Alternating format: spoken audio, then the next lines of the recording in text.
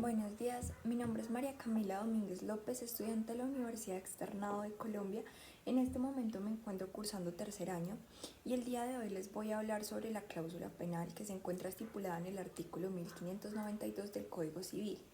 Entonces, la cláusula penal puede ser de índole compensatorio o moratorio y es un acuerdo anticipado que realizan las partes en caso tal de que el deudor no vaya a cumplir con la obligación o tenga un incumplimiento injustificado eh, con el acreedor. Entonces, esta cláusula se entiende de forzoso cumplimiento, ya que tenemos que remitirnos al latín pacta sunt servantes. Esto me quiere decir que el contrato es ley para las partes.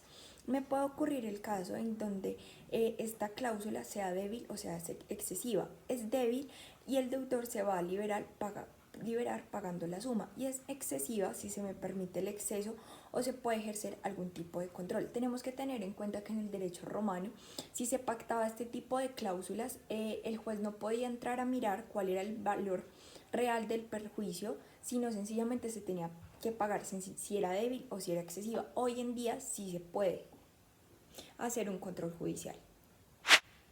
Tenemos 4 objetivos al momento de incorporar esta cláusula. El primero es evitar que el juez valore los perjuicios. El segundo es exonerar de la carga de la prueba al acreedor. En este caso quiero hacer como una puntualidad al artículo 1457 del Código, donde me dice que el acreedor va a tener que demostrar el contrato y el valor de los perjuicios. Al momento de uno incorporar esta cláusula, el acreedor solamente me va a firmar la existencia del contrato y por un procedimiento ejecutivo se va a cobrar el mismo monto del valor de la cláusula. Esto me lo estipula el artículo 1599 del Código.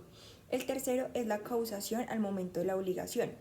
Esto me hace referencia al artículo 1499 del Código, que se entiende que la cláusula penal es un contrato accesorio y me va a seguir siempre la suerte de la principal, ya que con esta cláusula se busca garantizar el cumplimiento de la obligación principal, que puede ser llevada hasta el doble de la obligación principal y sirve de mediar otros derechos al momento de la obligación. Repasados los perjuicios, vamos a entrar a mirar las características de la cláusula penal.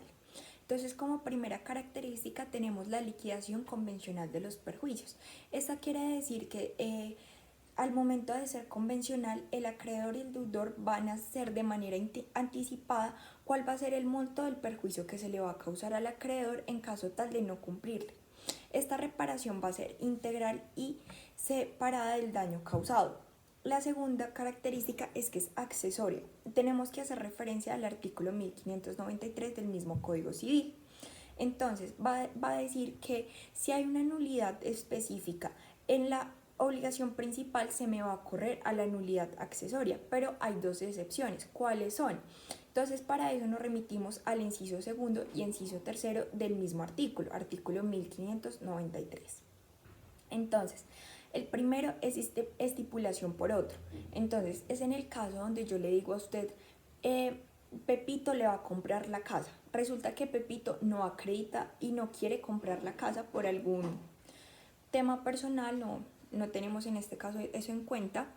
Usted me generó el daño porque usted me dijo que Pepito me va a comprar la casa. Como se estipuló una cláusula penal, entonces se debe hacer índole de que se va a cumplir, se debe hacer cumplir la cláusula penal. Y como segunda excepción tenemos la estipulación por un tercero o estipulación a favor de un tercero. Entonces, en este evento tenemos que tener en cuenta, yo le voy a comprar a usted una casa, pero se la vamos a colocar a nombre de otra persona. Entonces vamos a llamar que yo le voy a comprar la casa X y le vamos a hacer la tradición a Y. Entonces, Y es el único que puede exigir el cumplimiento de la tradición de la casa. Pero ¿qué pasa en el evento de que se colocó una cláusula penal? En el caso de que Y no quiera exigir el cumplimiento de la obligación, yo puedo hacer exigible mi obligación por parte del pago de la cláusula penal. Entonces, entendiendo que esto es accesorio, vamos a hacer ahora hincapié en la visibilidad de la pena. Entonces, la pena puede ser divisible siempre y cuando la obligación principal sea divisible. ¿Esto qué quiere decir? Siempre que una obligación sea divisible, la obligación principal que se pactó sea divisible o indivisible, ya sea por la naturaleza de la obligación o porque así las partes lo determinaron en el contrato, la misma pena será así. Tenemos entonces para esto un ejemplo. Yo pacto con usted 30 bultos de papa. Sencillamente ya sabemos que 30 bultos de papa es una obligación divisible. La cláusula penal me va a decir que si usted me incumple con los 30 bultos de papa, yo le voy a pagar 30 millones de pesos. Entonces, ocurrió el caso que como usted me incumplió porque usted se murió, entonces yo necesito mis 30 millones de pesos.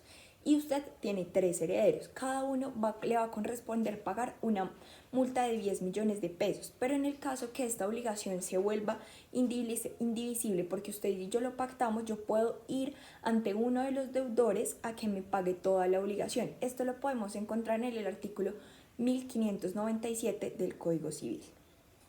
Después encontramos en el artículo 1594 que la obligación es condicional y es una condición potestativa. ¿Por qué se dice que es una obligación potestativa? Porque siempre y cuando el deudor me incumpla, yo puedo entrar a cobrar el perjuicio que se me causó o la cláusula penal. Y después podemos encontrar como última característica que es garantizar el cumplimiento de la obligación principal. Lo encontramos en el artículo 1599, qué pena. Al momento de hablar del artículo 1599, tenemos que hacer énfasis en que se garantiza la obligación principal, ya que se cobra la obligación más el monto del perjuicio que se le causó. Entonces, este monto excesivo a la obligación principal se entiende como un castigo hacia el deudor por el incumplimiento que se le hizo al acreedor. Ahora vamos a hacer mención a 2 reglas en específico que se tiene con respecto a la cláusula penal. Como primera regla es que no se puede hacer efectiva la cláusula más los perjuicios. Esto lo encontramos en el artículo 1600 del Código.